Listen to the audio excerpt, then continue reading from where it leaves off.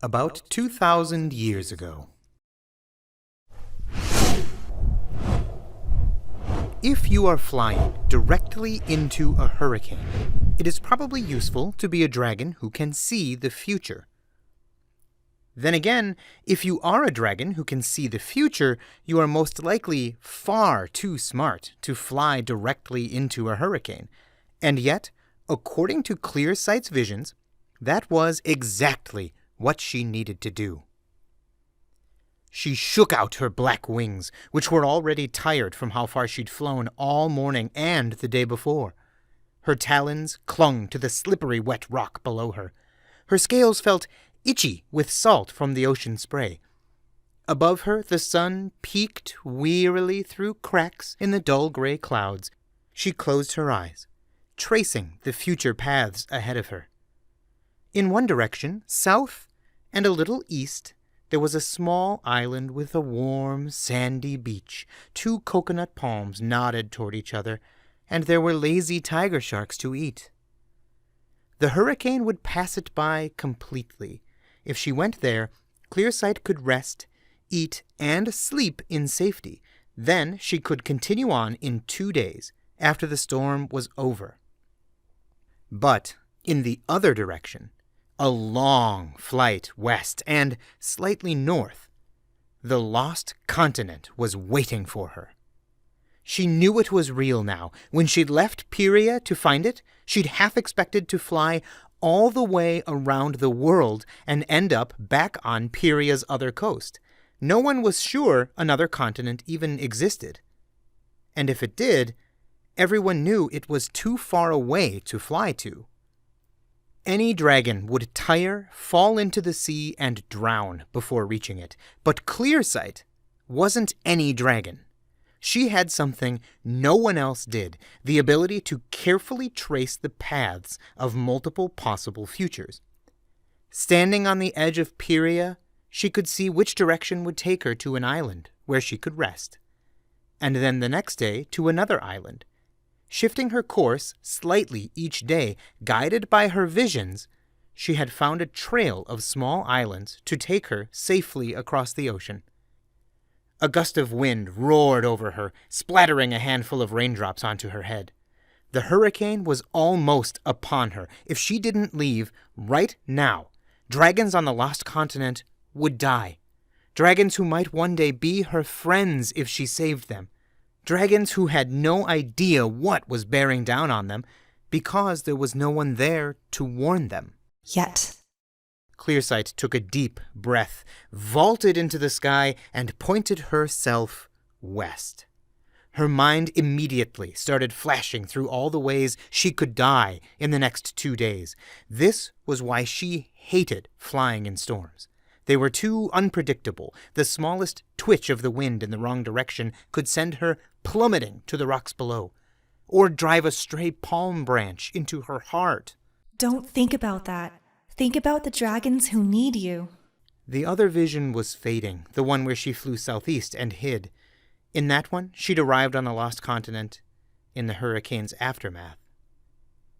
The images of devastation and dead bodies would be hard to shake off, even if she prevented them in reality. Will they believe me? Will they listen to me? In some of her visions, they did. In some, they didn't. All she could do was fly her hardest and hope. The hurricane fought her at every wing beat, as if it knew she was trying to snatch victims from its claws. The rain battered her ferociously. She felt like she'd be driven into the endless sea at any moment. Or maybe she'd drown up here in the waterlogged sky. But this was only the outer edge of the storm. There was far worse still to come. ClearSight was trying to reach land before the really terrible fury behind her did. She couldn't stop, couldn't slow down for a moment. At one point she glanced back and saw a spout of water sucked into the air. In the middle of it, an orca flailed desperately before the storm flung it away. A while later, after the sun had apparently been swallowed for good, ClearSight saw an entire hut fly by her, then splinter apart. She had to duck quickly to a lower air current to avoid the debris. Where had it come from? Who had lived in it? She would never know, her visions told her. And then, when ClearSight was beginning to lose all feeling in her wings, she saw a shape loom out of the clouds ahead. A cliff. Land.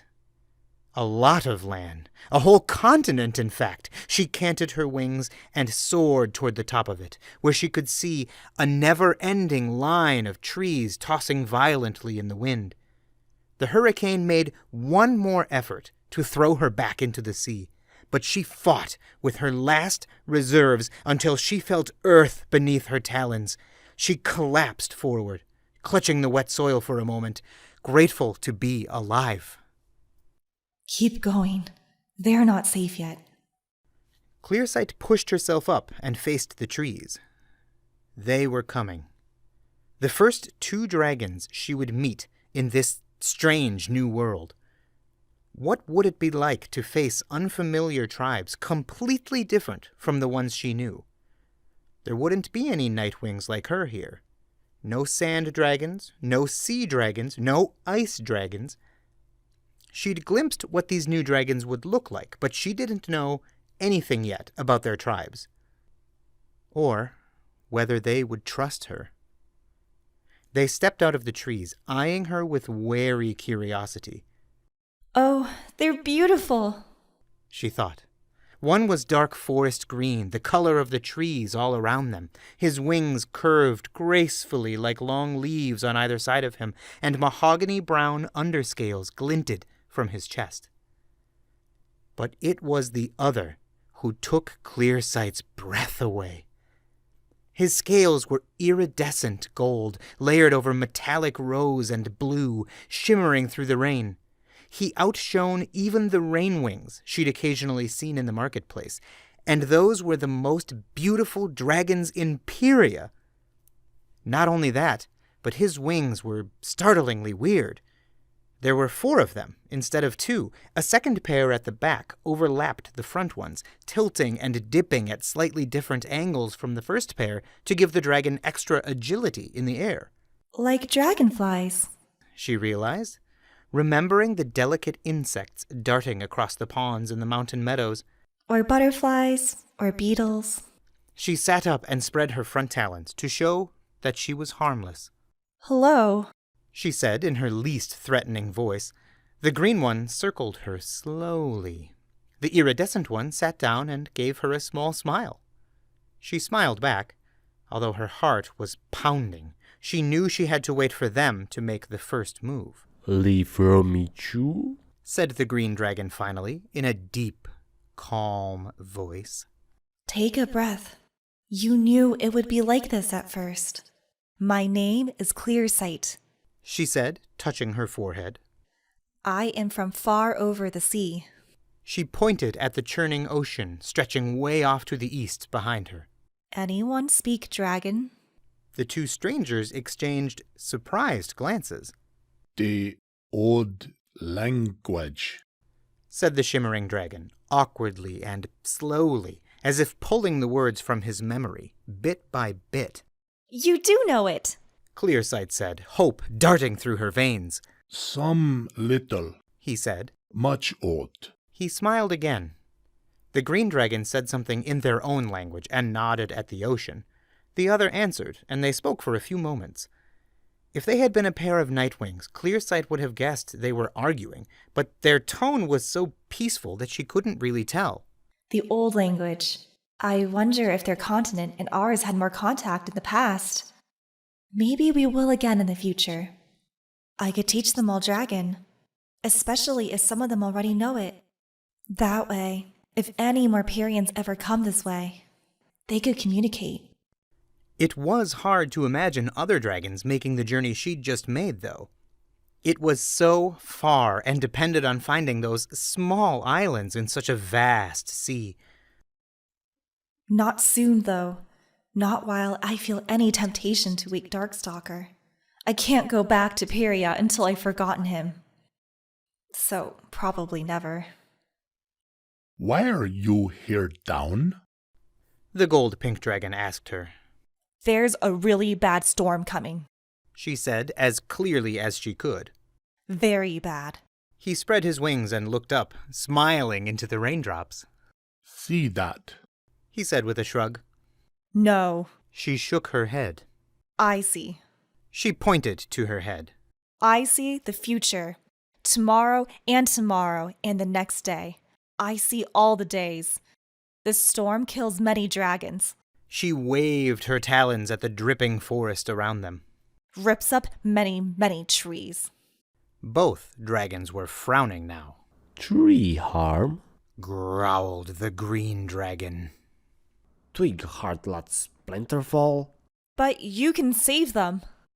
CLEARSIGHT pressed on. The visions were crowding into her head. She was running out of time. She couldn't be diplomatic and patient any longer. We have to move everyone.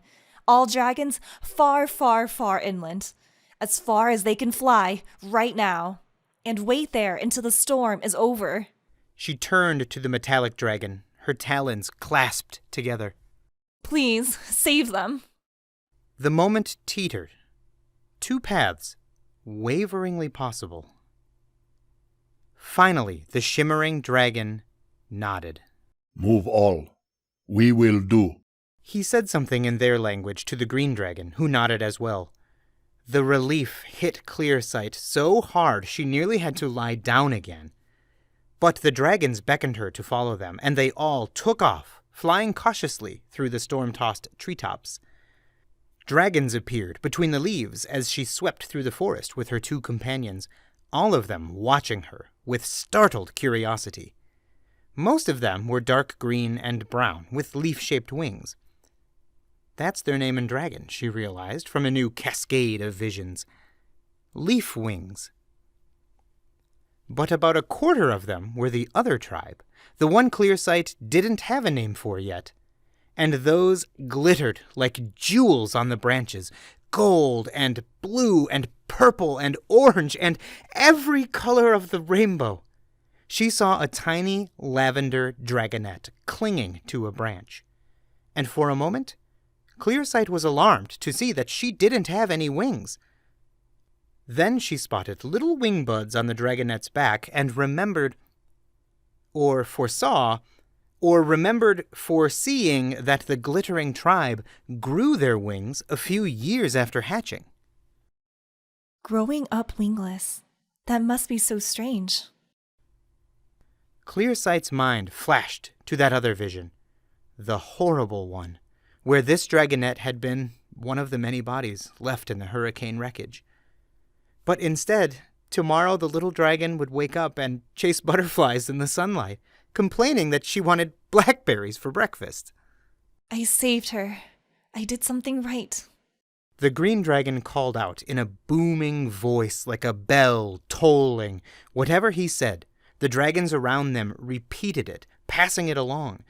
CLEARSIGHT could hear the echoes of other dragon voices rolling through the forest. She felt the drumming wing beats behind her as both tribes rose into the air and followed them to safety. You save us.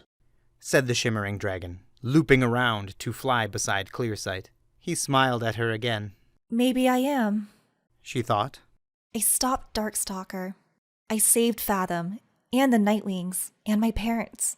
And now I found a new home, with new dragons to save. I can help them with my visions. I can do everything right this time. New futures exploded in her mind. She might marry this kind, funny dragon whose name would turn out to be SUNSTREAK.